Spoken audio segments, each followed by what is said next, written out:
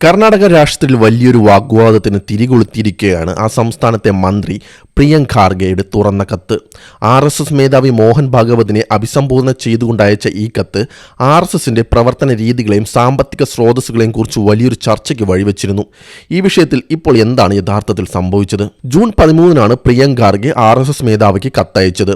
കർണാടകയിൽ മാത്രം 4000-ലധികം ശാഖകൾ പ്രവർത്തിക്കുന്ന രാജ്യത്തെ ഏറ്റവും സ്വാധീനമുള്ള സംഘടനകളിൽ ഒന്നാണ് RSS. ഇത്രയും വലിയൊരു സംഘടന പ്രവർത്തിക്കുമ്പോൾ അതിന് നിയമപരമായ രജിസ്ട്രേഷൻ ഉണ്ടോ? സാമ്പത്തിക സ്രോതസ്സുകൾ എവിടെ നിന്നാണ്? ഇതിൻ്റെ ആസ്തികൾ എത്രയാണ്? തുടങ്ങിയ വിവരങ്ങൾ പൊതുജനങ്ങൾക്ക് അറിയാൻ അവകാശമില്ലേ എന്നാണ് ഖാർഗെയുടെ ചോദ്യം. ഒരു സംഘടന എന്ന നിലയിൽ ഭരണഘടനയെ മാനിക്കുകയും സുതാര്യത പാലിക്കുകയും വേണമെന്ന് അദ്ദേഹം ആവശ്യപ്പെടുന്നു. ഈ ആരോപണങ്ങളെ തള്ളിക്കളഞ്ഞുകൊണ്ടാണ് RSS മേധാവി മോഹൻ ഭഗവത് രംഗത്തെത്തിയത്. തൃശ്ശൂരിൽ വെച്ച് നടന്ന ഒരു പരിപാടിക്കിടയിലാണ് അദ്ദേഹം ഇതിനെതിരെ പ്രതികരിച്ചത്.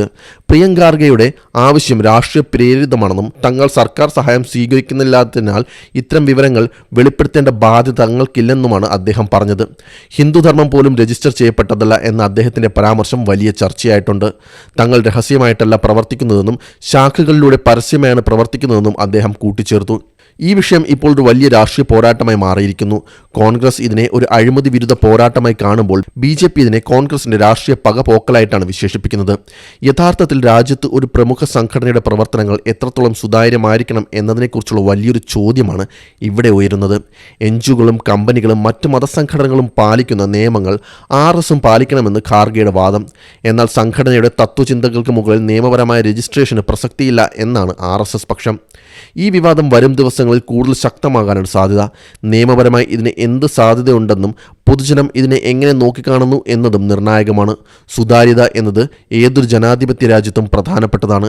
എന്നാൽ അത് ഏത് രീതിയിൽ നടപ്പാക്കണമെന്നത് സംബന്ധിച്ച് തർക്കം തുടരുന്നു. പ്രിയങ്ക് ഖാർഗെ പറയുന്നത്, എൻ്റെ അഭിപ്രായത്തിൽ എല്ലാ ഓർഗനൈസേഷനും വ്യക്തമായ നിയമത്തിന് കീഴിൽ മാത്രമേ പ്രവർത്തിക്കാൻ പാടുള്ളൂ. ഒരു ഹോം മിനിസ്റ്റർ എന്ന നിലയിൽ അത് ചെയ്യേണ്ടത് എൻ്റെ ജോലിയാണെന്നാണ് അദ്ദേഹം പറയുന്നത്.